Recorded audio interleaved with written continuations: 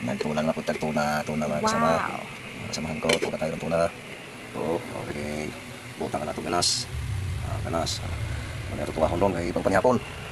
Mga panikuan, mga panagkulo, oh. Hapit na rin, hapit na. Tanaw na ito, bungkal naman siguro ni. Kumukulo na nga. Kumukulo na. Ilagay na natin itong isda. Isda guys, yung tuna. Ilalagay na natin itong tuna. Tuna. Panihapon. Ambag-ambag kasi kami dito. Mga panihapon na mo. Wow.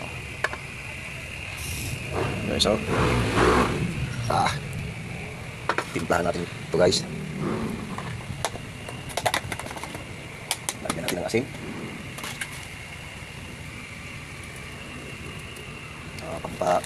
Pampalasa.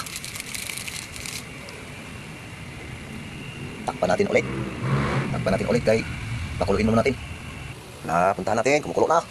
Ibutang tayo ng ganas. Ay, kumukulo naman di ay. Ibutang tayo ng ganas. Kulo naman dahil kuhan ay butangan na ito ganas ni Ron. So, naglatab-latab lagi ng kuhan lagi sa tuna o. Naglatab-latab. So, ano yung mga kuhan, tinuwa na Bisaya. Ibutang ganas. Nagbutang. Kabukano na nagkadali-lian. Luto na na siya.